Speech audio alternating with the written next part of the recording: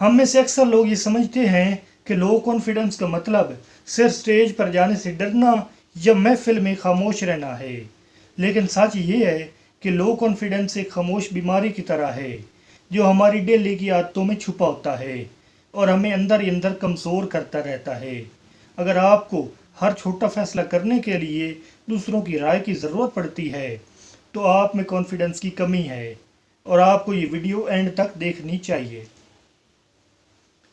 जब एक इंसान का बचपन ऐसे माहौल में गुजरे जहाँ उसे हर बात पर तनकीद का निशाना बनाया जाए तो उसका माइंड एक दिफाई निज़ाम तैयार कर लेता है और हमारा दिमाग, हमारा माइंड हमें सोशल बाइकआउट से बचाने के लिए हर वक्त दूसरों की हाँ में हाँ मिलाने पर मजबूर करता है। जब आपके अंदर कॉन्फिडेंस की कमी होती है तो आपका माइंड हर वक्त स्ट्रेस हार्मोन्स खारिज करता है। इसकी वजह से आप हर वक्त ज़हनी दबाव का शिकार रहते हैं और आपको लगता है कि आप कभी किसी काम में एक्सपर्ट नहीं बन सकते। लेकिन ये कोई परमानेंट प्रॉब्लम नहीं है, बल्कि ये सिर्फ एक ज़हनी हालत है जिससे बदला जा सकता है। अगर आप ये देखना चाहते हैं कि कहीं आप में कॉन्फिडेंस की कमी तो नहीं है तो ये 4 निशानियां खुद में देखें। Number 1, over apologising. अगर आप हर छोटी छोटी बात पर माफ़ी मांगते हैं तो ये भी कॉन्फिडेंस की कम होने की एक निशानी है। हमारे यहाँ अक्सर बच्चों को ज़रूरत से ज़्यादा आजिज़ी सिखाई जाती है जो बड़े होकर हर बात पर सॉरी कहने की आदत बन जाती है। आप अपनी गलती पर माफ़ी ज़रूर मांगें लेकिन बिला वजह माजरत करना बंद कर दें।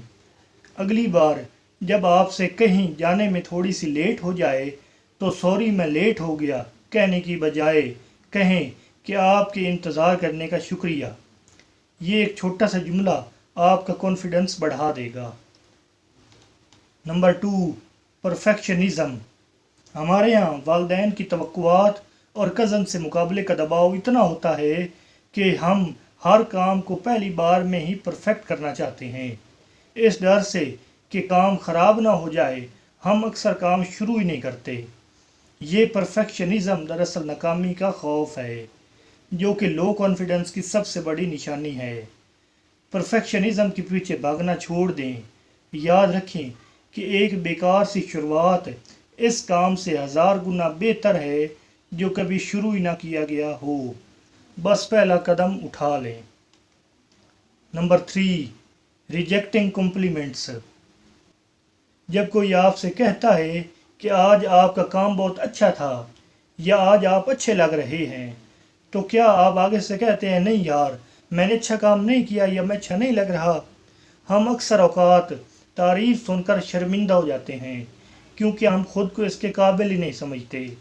अगली बार जब कोई आपकी तारीफ़ करे तो कोई बहाना बनाने या बात को घुमाने की बजाय सिर्फ मुस्कुराकर जवाब दें कि बहुत शुक्रिया, यानी तारीफ़ को दिल से कबूल करें।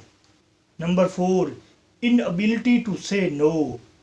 यूनिवर्सिटी की कोई असाइनमेंट हो, ऑफिस का इजाफी काम या किसी दोस्त की ऐसी फरमाइश जो आपके बस में ना हो, आप सिर्फ इसलिए हाँ कह देते हैं क्योंकि आपको लगता है कि ना कहने से वो बुरा मान जाएंगे।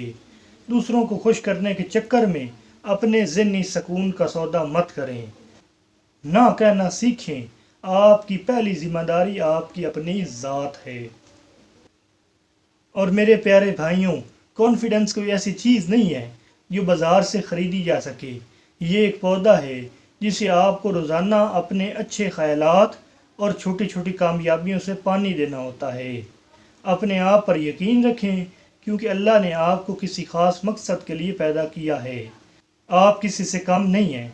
अपना बहुत ख्याल रखिएगा। अल्लाह हाफिज़।